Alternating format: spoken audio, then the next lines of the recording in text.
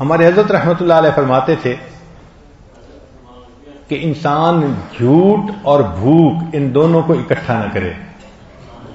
بھوک لگی بھی ہوتی ہے، کہتے نہیں تو جھوٹ اور بھوک دونوں اکٹھے ہو جاتے ہیں.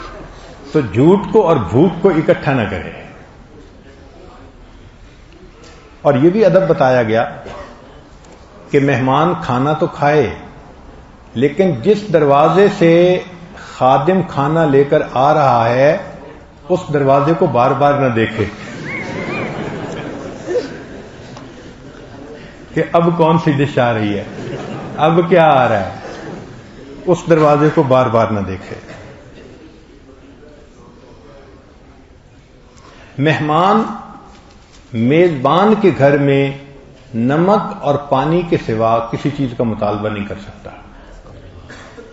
پانی مانگ سکتا ہے اگر نہ ملے، یا اگر نمک نہیں ملا تو وہ بھی مانگ سکتا ہے. اس کے سوا مہمان کسی کے گھر میں جا کر کسی چیز کا مطالبہ نہیں کر سکتا. مہمان کے 4 کام: جہاں بٹھایا جائے وہیں بیٹھے، جو ملے وہی کھائے، صاحب خانہ کی اجازت کے بغیر نہ جائے، اور کھانے کے بعد میزبان کے لیے دعا کرے. ایک غلطی عام یہ بھی ہوتی ہے کہ مہمان بیٹھے ہوئے ہیں، اب میزبان ان کے لیے کوئی مشروب لاتا ہے، اس نے پہلے کو پکڑایا، اب پہلے صاحب آگے اس کو دینا شروع کر دیتے ہیں. یہ مہمان کا حق نہیں ہے. مہمان ایسا نہیں کر سکتا. جس کے ہاتھ میں میزبان نے جو پکڑایا اس کو چاہیے وہ اسی کو پیے. ممکن ہے کہ اس نے شوگر کا مریض دیکھتے ہوئے بغیر شوگر کے جوس ان کو دیا ہو اور باقی سب میں شوگر ہو، اور ان صاحب نے وہ آگے پکڑا دیا.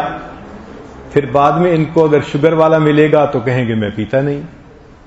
شریعت کتنی خوبصورت ہے. فرمایا کہ جس کو میزبان کوئی چیز کھانے کی سامنے رکھے تو مہمان خود اس کو دوسرے مہمان کے آپ سامنے نہیں رکھ سکتا. یعنی اگر آپ مہمان ہیں تو آپ دسترخوان سے وہاں کی بلی کو ہڈی بھی نہیں ڈال سکتے. کیا اختیار ہے؟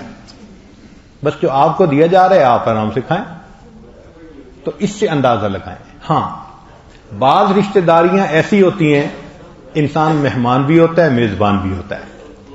تو جہاں ایسی رشتہ داری، ایسی محبت کا تعلق ہو او صدیقکم کا، تو پھر انسان وہاں پر بے تکلف کھا پی سکتا ہے.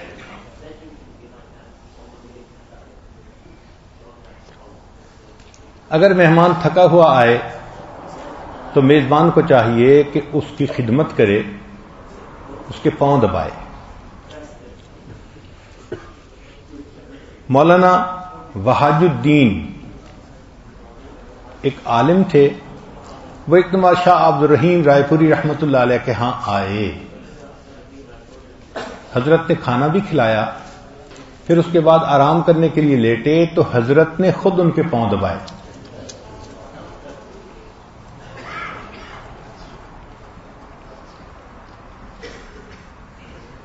اگر دعوت پر جاتے ہوئے اور بھی ساتھ جانے والے لوگ ہیں تو ان کی تعداد پہلے سے بتا دینا، یہ بھی آداب میں سے ہے. یہ نہ ہو کہ وہ 4 بندوں کا کھانا بنائے اور یہ 10 بندوں کو لے کے وہاں پہنچ جائیں تو میزبان کے لیے الجھن کا سبب ہوتا ہے.